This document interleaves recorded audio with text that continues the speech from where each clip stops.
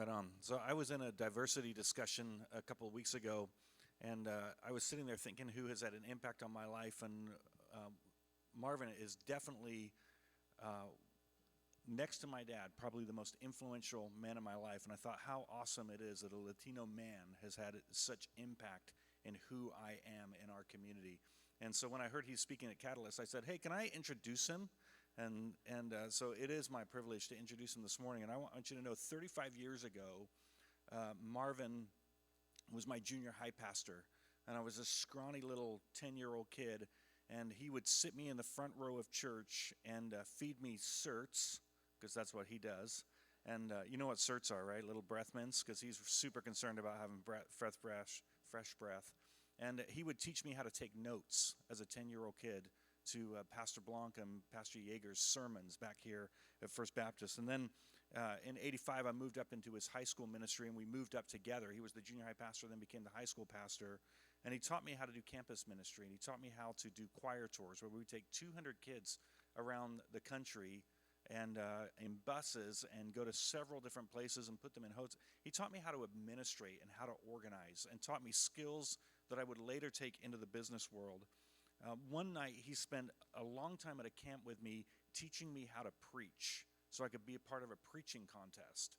And I still have this little 3.5-minute sermon on my audio files of the first time that Marvin taught me how to preach. But I think the best skill that he taught me is that leaders are learners. And he taught me how to ask good questions. And I love what you guys said, because he's a listener, because he asks great questions. And, you know, I think, too, that he took a chance on a 10-year-old kid, and I am so grateful for that. But one of the things about his leadership is he has never, ever given up. And he is still investing in my life as a leader, even 35 years later. So I'm so thankful for this man. So would you guys welcome one of our heroes of our community, Marvin Jacobo, as he comes and speaks about multiplying leaders.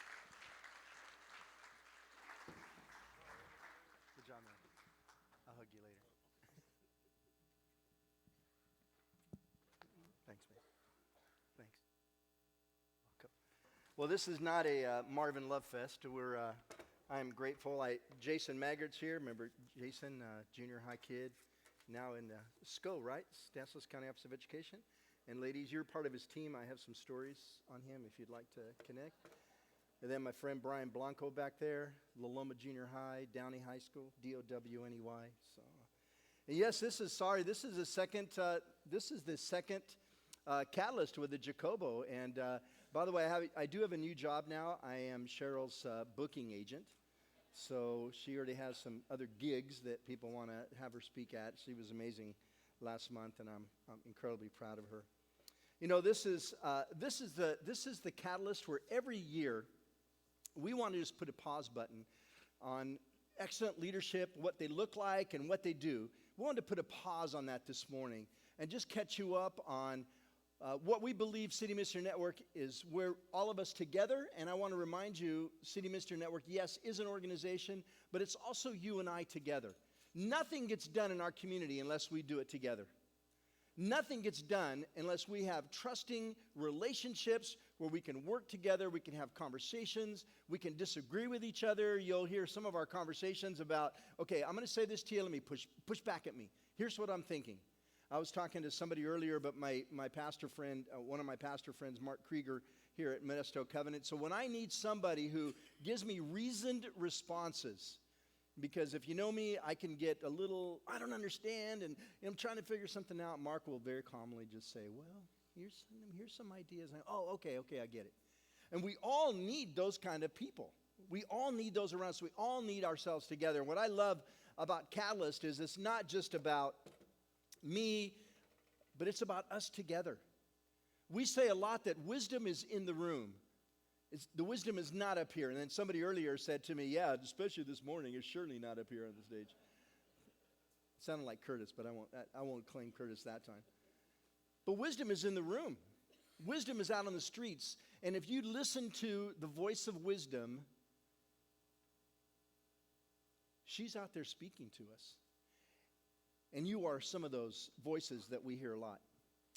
And I do want to remind you that the board and staff are honored to serve alongside you. We have numerous board members that are gone to a conference in Chicago about community development and how do we continue to work together, create teams, and bring together people for collaboration. And we are honored to be a part. And I do want to say I was with a man yesterday. He says, I love our city.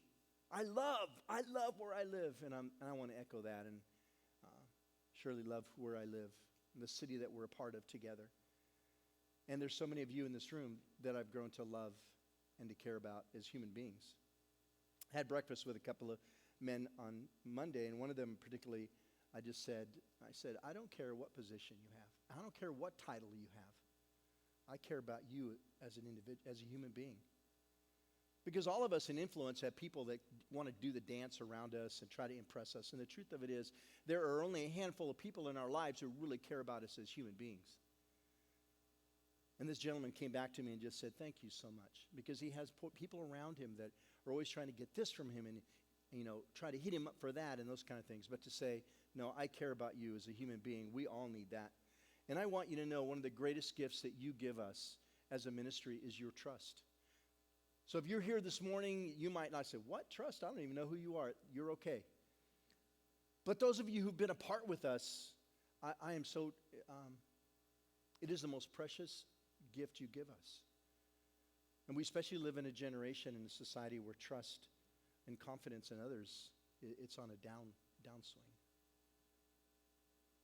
And though we have stuff and we, have budgets and those kind of things, the truth of it is the most precious thing anybody can give anybody in this generation, especially leaders, is trust and confidence.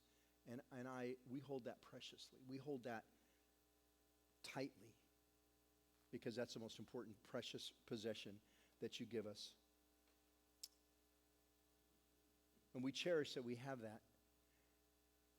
And I want you to know, without a doubt, that we are on the right track. That we are on the right track together when it comes to figuring out how all of us together can work together.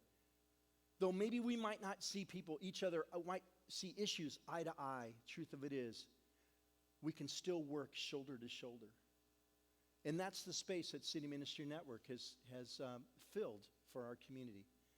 There might be other organizations, maybe there are, maybe they're not, but our space is to create neutral containers where people who might not see things eye to eye will come together and reason together and ration together and work together, and those spaces in our society in this season are becoming less and less.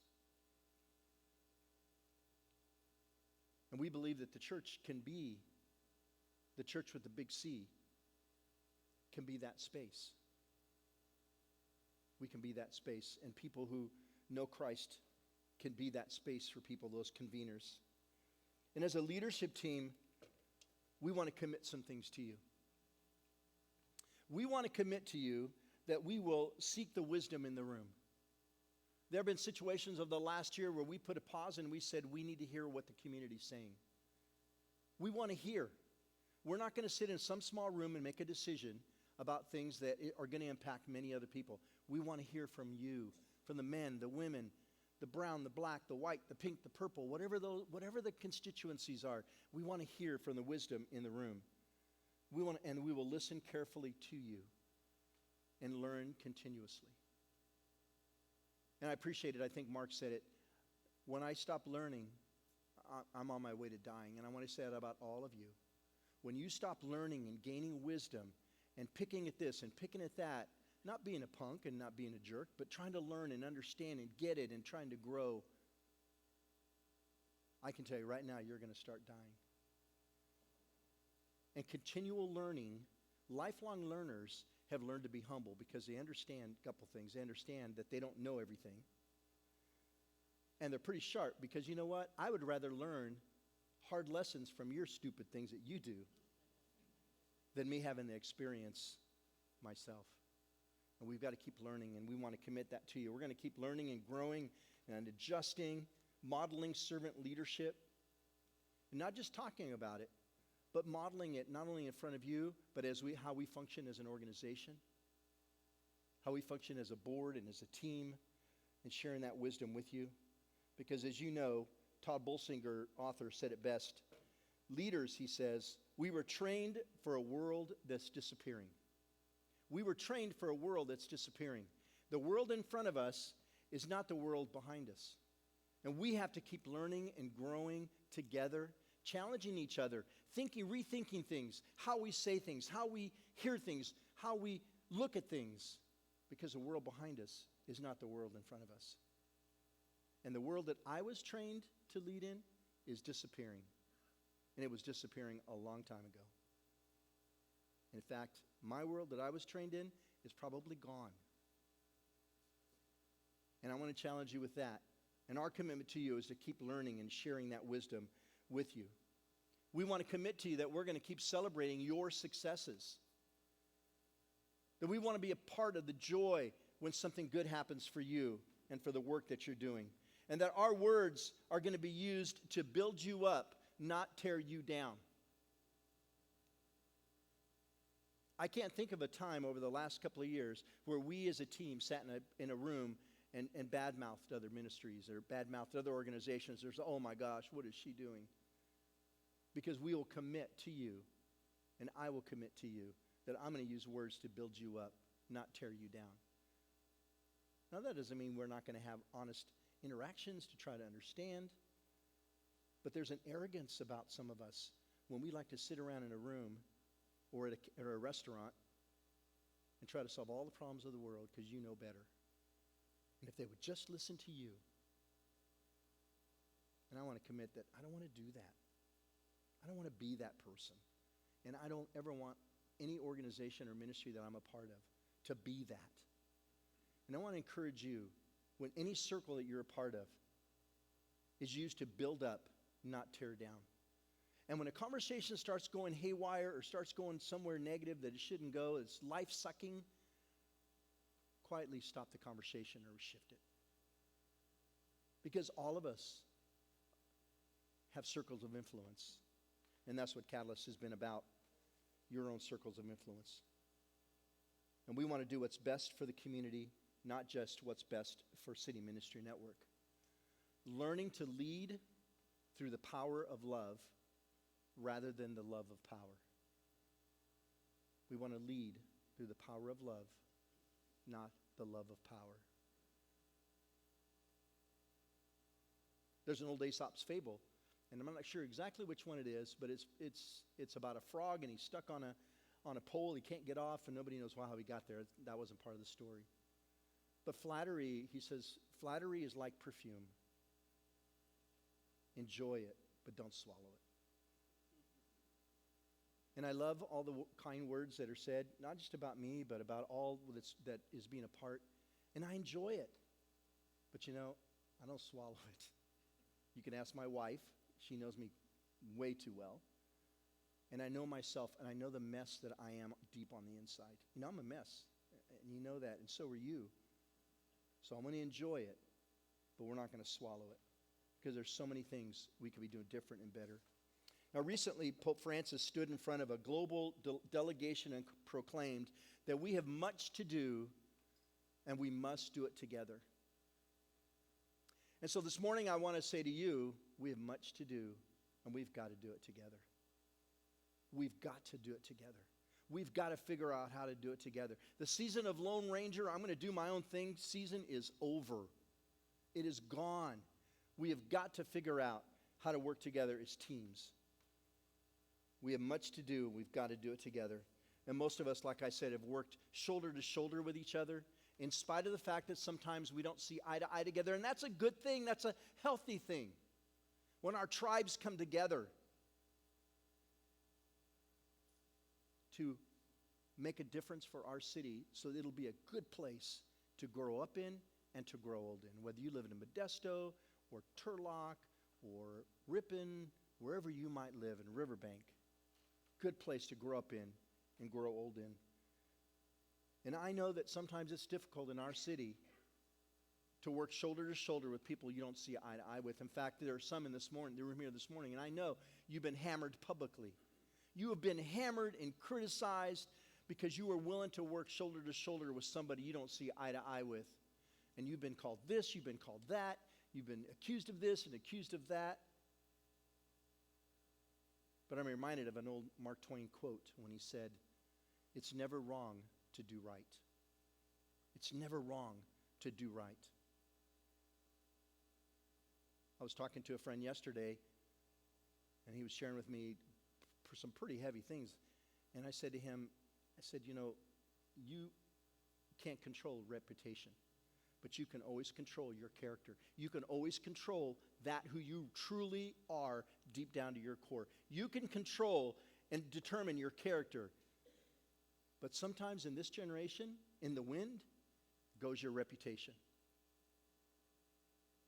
But you can live knowing who you are truly deep down to the core. That even though it sounded like it was wrong, it was right. It was a right thing to do.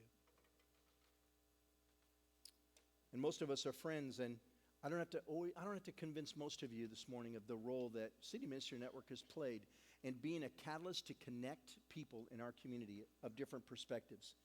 Connecting catalysts to help smart, ambitious people like yourselves. And I can tell you, I'm amazed when I come in this room with you and some of the other gatherings, the other venues we have, the amazing, smart people, ambitious people of our community. And our community is rich with them, who work effectively with one another for the health and well-being of our communities. And just like Thomas Edison tried 10,000 times before he figured out a working light bulb, that's what City Ministry Network has been doing over the last 2 years, trying to figure out what is our piece of this community pie. We don't want to replicate what some of the work that you're doing. We can't. We won't. But what is our piece? And we've come to one conclusion about who we are. And you kind of heard it with the boys, with the men this morning. We're going to train leaders. We're going to be intentional to do one thing, and that's train leaders. We're going to be intentional to create neutral spaces where we can begin together to develop as individuals, develop as leaders, develop as communities, and we're going to get real intentional and real focused. Now, over the last few years, if you've been around, you've heard us talk about the wild goose, and you never know where the wild goose is going, and so we're kind of floating around and going all around. That's true, but for me, the goose has landed. And I'm not going to be afraid to make mistakes. I'm not going to be afraid to be wrong on this. Because I can tell you, I walk the streets, and you know this too. There's a lot of fear in our city. A lot of fear to make mistakes. A lot of fear not to try new things and stick your neck out because of the criticism or the advice or whatever's going to happen. And we have a beguiling spirit in our community, and these aren't in my notes, where we tell half-truths about each other. We tell half-truths about each other. Just enough to undermine people's character. Notice and see. You start paying attention. And it might be with a little eye twitch or a little tone of voice, but all of a sudden you walk away and go, oh, well, I wonder if that's true or not true. And I'm not going to be afraid to do that. I'm not going to be afraid to take chances. I'm not going to be afraid because we've got to figure this out together. The challenges that are facing our communities in Modesto and Stanislaus County, they're everywhere, especially up and down our coast. And we, with this rich room of people and those who are not with us this morning, we got the answers, and you can't be afraid. I want to look myself in the mirror and know that when I had the chance, I took it. I took it. Or let's go home.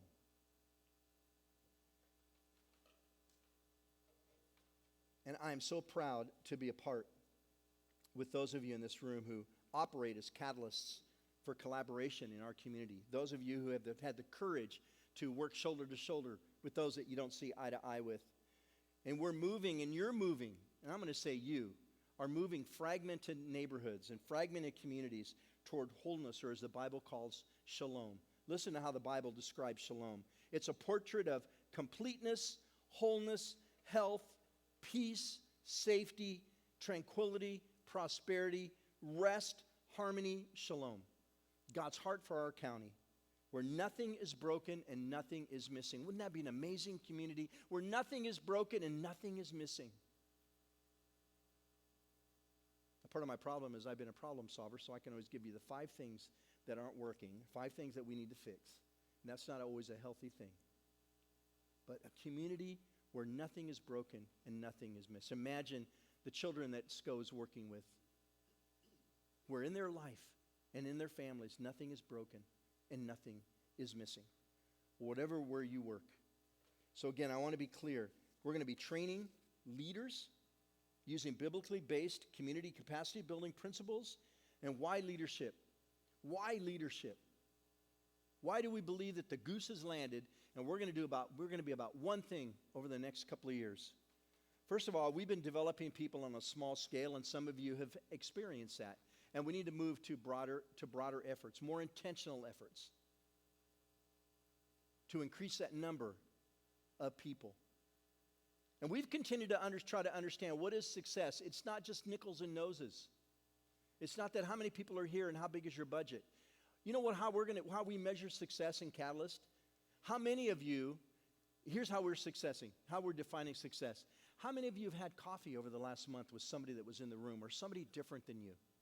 That was hard to measure. We've got to ask you every once in a while. And how many learning groups do we have in the community? We're trying to redefine how to define success. Because I believe that the old matrices just are not going to be sufficient for us moving forward. We've been developing people on a small scale, and we need to broaden our efforts. And number 2, we've shown that we know what we're doing. We've had some success. Many of you are a part of that. Many of you can walk out of this room or in the other groups that gather during the month and say, this is the investment that City Ministry Network has made on my life.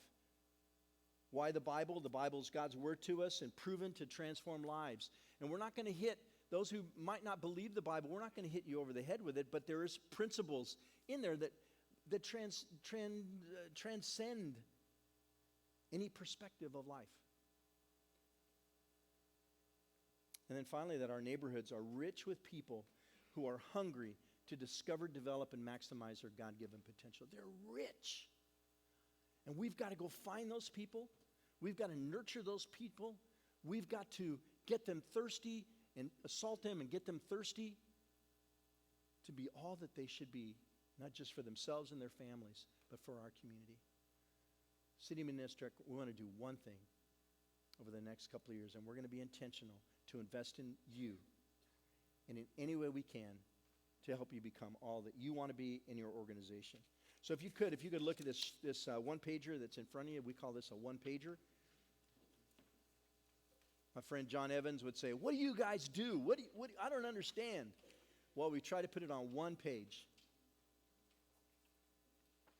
And I'm not going to walk through all these different things, but this is where it's been confusing for some of us.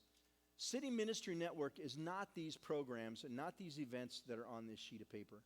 This is not who we are.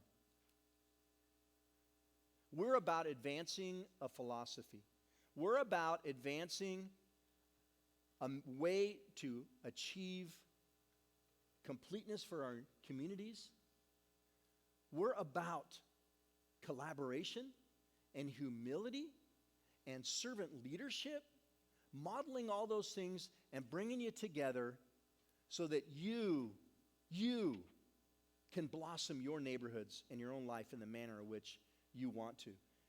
And these are just the containers that we believe that in this season we want to use. And we believe that this better future we dream about first starts in small rooms, in small groups, in small gatherings, before it ever gets out into the community. It's got to start here first. So that's why whenever you go to any of these, if you want to participate, I was teasing some of the younger ones earlier. If you can't get out of bed, fine, go to the one at Skewers. Do that one. It's at 6:30 at night instead of 6:30 in the morning. But we're going to be about training you, and these are the ways in which we do it, and investing in your life. Your success is our success. And in this season, as we've listened to so many of you, we believe that our role for you and for our community is to invest in you, to develop you, to be parts of coaching you, to train you, to give you opportunities to learn and grow in leadership if you want to take them. That's going to be our role over the coming years.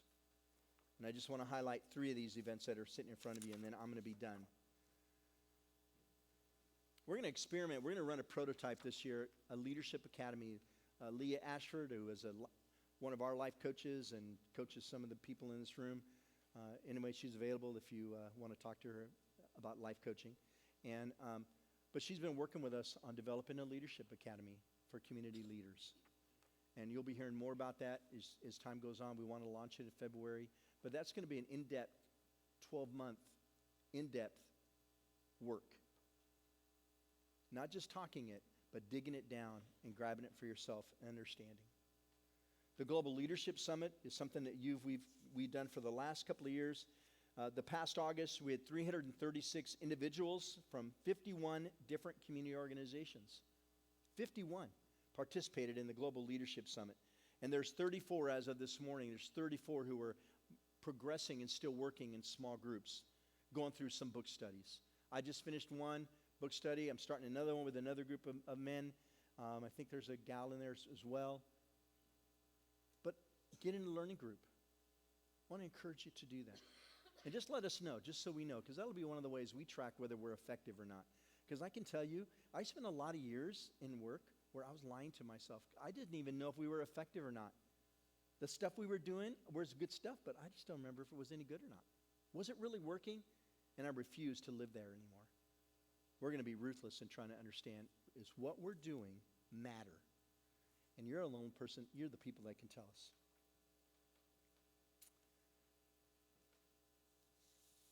I want to encourage you. We don't say this often. I want to say to you to join us. If you want to join us financially, it does take money to do this. We all know that. You can go on our website and you can go ahead and sign up on Stripe there. There's the button, most websites like ours would be donate big right in the middle, and you can donate with us financially. You can pray for us, because I can tell you, we could talk all we want, act like we all know everything, but the truth of it is, if we're not being prayed for and we're not praying, we're a lost cause. It's just a waste of time. Ain't going to happen. Whatever we're trying to work on is not going to happen. I want to ask you too, and many of you already been to be a cheerleader for us, not just for the organization, but for this thing that we're creating together, this collaborative spirit, this teamwork of how do we figure out how to work shoulder to shoulder with those we don't see eye to eye with? How can we learn together and grow together and gain wisdom? That's what we want to be about, not just events. So when you come here, and a lot of you come regularly, to me, you're an owner of this thing. You're a host or hostess of this place. Because we want all of us together to own this thing. And for yourselves, I want to encourage you to keep growing. Be people growing toward leadership skills. Grow your own leadership skills. I was challenged years ago to take personal responsibility for my own development. And so that's why I'll buy my own books. That's why I will, we get books every, Amazon, here they come again with another one. Because I want to learn, I want to grow. And I want to encourage you to be that kind of person as well. Don't get lazy and thinking that you know it all or you're afraid to learn. Maybe get some people to spend time with them. Talk about leadership. Talk about it, read about it, listen to it. Many of us spend quite a bit of time in the car, maybe working on a podcast or working on an audiobook, but continuing to get better in your leadership, and then bring some others along with you. I have the privilege of working with, I spend every 2 weeks with a gentleman who's mentored me on leadership, but from a government perspective. I've never been a leader in government, and we all act like, I can act like I'm an expert in government leadership. I've never been in government. So last week we talked about transparency. If transparency is about building trust, how do you do that in a season in government when you're transparent and you get slammed for being honest? That's a trick. That's how do you do that? And we've had some incredible interactions together. So take the initiative to be mentored, to be a lifelong learner. If you want to be in a small group of learning, you don't know who that could be, or maybe grab some friends. Leah's right here. She can help you, and she'll be coming up in a minute. And 2 last things. Take care of yourselves. You're the treasure to our community. Please take care of yourselves. And there are lonely leaders in our community. There are leaders that are struggling just being human. And some of you might be there this morning where you feel all by yourself because nobody understands. And I pray that you'll find somebody that you can be honest with and transparent with, who's safe. That you're the treasure of the community. And then let's take care of each other. Take care of each other. It was said of Jesus, he saw, he noticed. And you'll see these just two words. He saw, he noticed. And the depth of those words is he actually saw somebody. And we can walk by each other all day long and not see each other. And I want to encourage you, as you're walking your day and living your day, to see each other and to see others. Even to stop to send a text or an encouraging word. But we've got to do that together.